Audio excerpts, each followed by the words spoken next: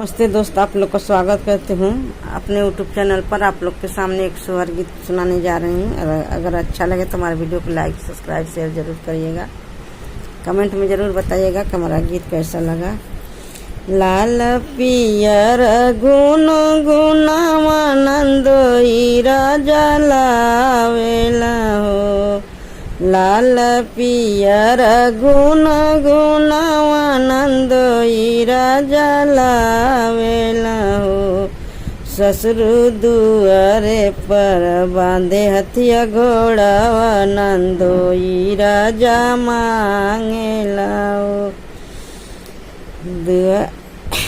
ससुर दुआरे पे बांधे हथिया घोड़ावा नंदोई राजा मांगई हो। बोलिया बोले लू मोरी सरहज बोले नहीं जानायु।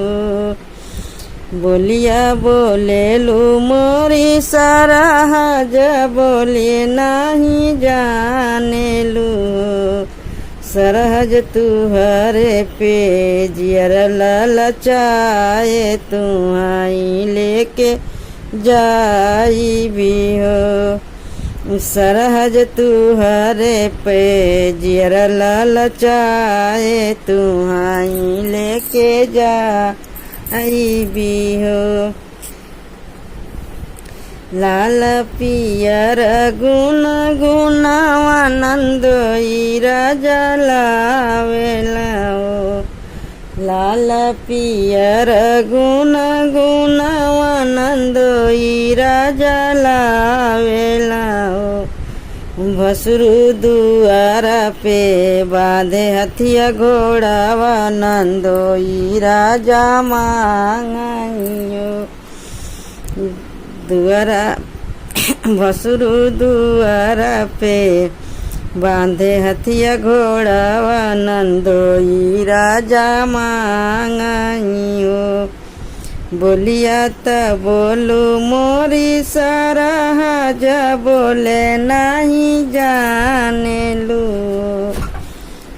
बोलिया त बोले मोरी सरहज बोलही न जाने लू हो।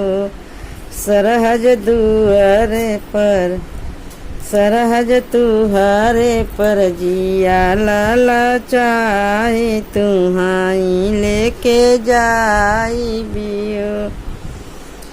सरहज तुहरे पे जिया ललचाए तुहाई लेके जाई बियो।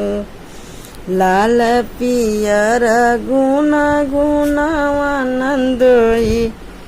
राजा लावेला हो। लाल पियर गुण गुणावानंदोई राजा लावेला हो।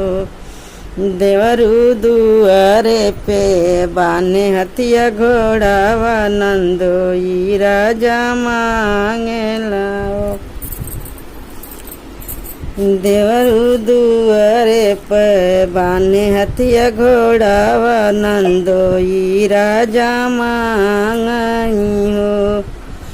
बोलिया त बोलू मोरी सरहज बोले नहीं जाने लू हो।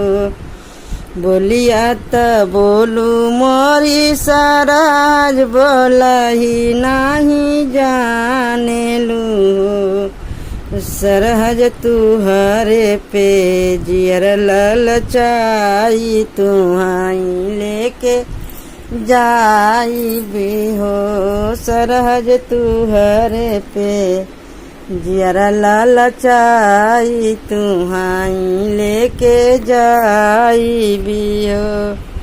लाल पियर गुण गुणावानंदोई राजा लावई हो।